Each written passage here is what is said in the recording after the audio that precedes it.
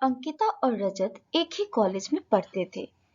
इन दोनों का स्वभाव एक दूसरे से बिल्कुल विपरीत था। अंकिता बहुत खुशमिजाज, अल्हड़, बेपरवाह, पानी की तरह कल कल बहती, हवाओं से बातें करने वाली एक पतंग सी लड़की थी। वहीं रजत खामोश सा, अपने में खोया सा रहने वाला, झील की तरह शांत स्वभाव का लड़का था। पर यह एक दूसरे से अलग स्वभाव ही इन दोनों को एक दूसरे की तरफ आकर्षित करता था। अंकिता के बहुत सारे दोस्त थे, पर रजत की एक ही दोस्त थी, वो थी अंकिता। 5-6 साल साथ बिताने के बाद दोनों शादी के बंधन में बंध गए। रजत अपनी कंपनी में एक अच्छे पोस्ट पर काम करता था। अंकिता का स्वभाव आज भी वैसा ही था। दोस्तों के साथ घूमना, पार्टी करना उसे बहुत पसंद था। वो जिंदगी से बहुत प्यार करती थी और उसके हर एक पल को जीना चाहती थी। रजत उससे बहुत प्यार करता था और कभी उसे रोकता टोकता भी नहीं था। दोनों एक दूसरे के साथ बहुत खुश थे। शादी के कुछ सालों में ही रजत पूरी तरह अंकिता पर निर्भर हो गया था। चाहे वो फिजिकली हो, इमोशनली हो या कोई फैसला लेना हो, रजत के लिए अंकिता की हर राय मायने रखती थी। शादी के 2 साल बीतने के बाद रजत अब परिवार को बढ़ाना चाहता था, पर अंकिता इसके लिए अभी तैयार नहीं थी। अंकिता व रजत के माँ पापा के समझाने के बाद और खासकर रजत के लिए वो तैयार हो गई। कुछ समय बाद अंकिता प्रेग्नेंट हो गई। अंकिता के 9 महीने की कहानी बहुत उतार चढ़ाव भरी व कठिन थी। रजत ने हर वक्त उसका साथ दिया। उसकी तकलीफ को कम करने के लिए वो जो कुछ भी कर सकता था उसने किया। अंकिता ने ऑपरेशन से एक बेटी को जन्म दिया। जब रजत ने अपनी बच्ची को गोद में उठाया तो उसको महसूस हुआ कि वो दुनिया का सबसे खुशनसीब बाप है। अब रजत व अंकिता की दुनिया पूरी हो गई थी। घर में सभी लोग बहुत खुश थे और उन्होंने उस बच्ची का नाम परी रखा। अंकिता बेटी को जन्म देने के कुछ महीने बाद ही अपनी पहली सी जिंदगी जीने लगी थी। उसे जब भी अपने दोस्तों के साथ बाहर जाना होता था तो रजत को बोलती, आज तुम ऑफिस से छुट्टी ले लो, मुझे पार्टी के लिए जाना है। रजत को भी लगता शायद अंकिता को थोड़े चेंज की जरूरत है, तो उसकी बात मान लेता। अंकिता को परी को संभालने में ज्यादा तकलीफ ना हो, इसलिए उसने एक नैनी भी रख ली। अब तो अंकिता ने रजत पर भी ध्यान देना बिल्कुल बंद कर दिया था। जैसे ही वो ऑफिस से आता, परी को रजत को थमाकर कभी पार्टी करने, कभी शॉपिंग पर या कभी घंटों अपने दोस्तों से बातें करती रहती। धीरे धीरे अंकिता बिल्कुल बदल गई थी। अब तो ना उसे अपने बच्चे की परवाह थी, ना ही रजत की। एक दिन रजत को ऑफिस में नैनी का फोन आया कि परी को बहुत तेज बुखार है और मैडम पार्टी में गई हुई हैं। मैंने उनको फोन किया था, पर वो अभी तक नहीं आई हैं। रजत फौरन ऑफिस से निकलकर घर पहुंचा।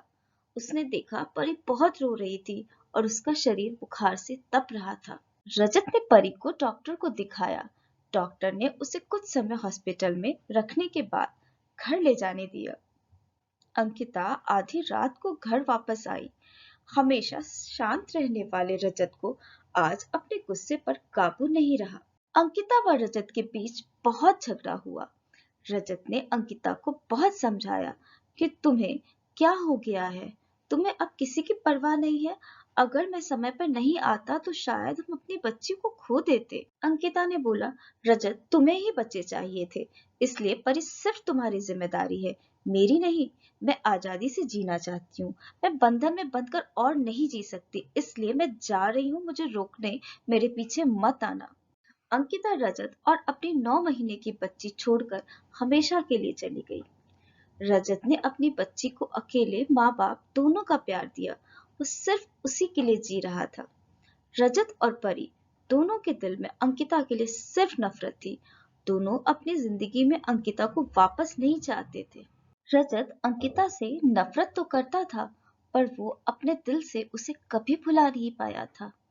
वो किसी और से अब इतना प्यार नहीं कर सकता था जितना उसने अंकिता को किया था। इसलिए रजत ने दूसरी शादी नहीं की। परी की मौसी उसी शहर में रहती थी और उनके यहाँ उसका आना जाना रहता था। जब भी रजत या परी को कोई जरूरत होती तो उसकी मौसी हमेशा उनका साथ देती। उसने परी को माँ जैसा ही प्यार दिया था। समय गुजरता गया। परी अब 21 साल की हो गई थी और आज इसकी शादी का दिन था। घर में सभी रिश्तेदार आए हुए थे और बहुत खुशी का माहौल था। पर रजत के दिल के एक कोने में दुख था। वो चाहता था आज के दिन तो अंकिता अपनी बेटी को आशीर्वाद दे देती। परी अपनी शादी की तैयारियों में व्यस्त थी।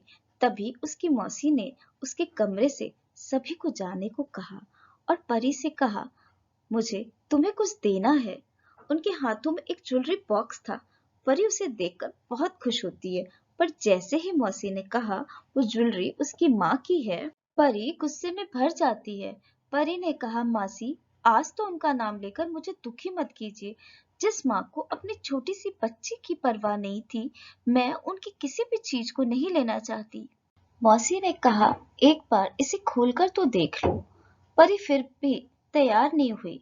बहुत समझाने के बाद परी ने जब उस बॉक्स को खोलकर देखा, उसमें एक लेटर भी था जिसमें लिखा था, प्यारी परी, अब तुम बड़ी हो गई होगी। मुझे पता है तुम मुझसे बहुत नाराज हो, नफरत भी करती होगी, पर तुम्हारे होने के 1 महीने बाद भी जब मुझे चक्कर आने बंद नहीं हुए तो मैंने डॉक्टरों को दिखाया।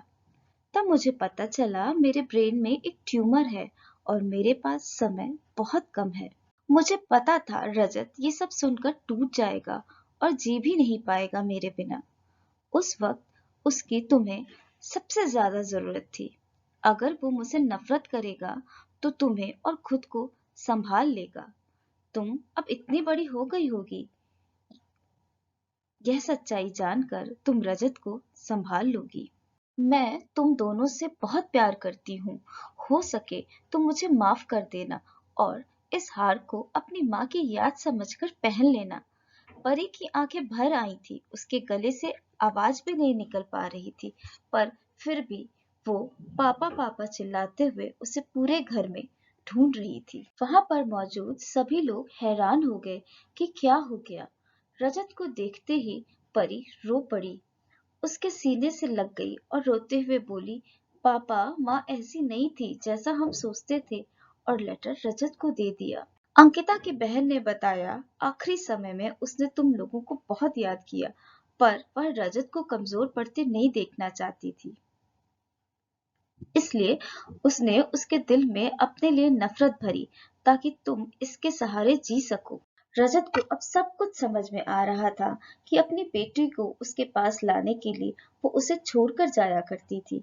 अंकिता की सच्चाई जानने के बाद भी रजत खुद से बहुत नाराज है कि जब अंकिता को सबसे ज्यादा जरूरत थी उसकी, तब वो उसके साथ नहीं था। रजत को यकीन नहीं हो रहा था कि कब चंचल सी, शोक सी लड़की इतनी संजीदा सी माँ हो गई और उसने अकेले इतना सब कुछ सह लिया। न रजत का प्यार कम था, न अंकिता में कोई बुराई थी।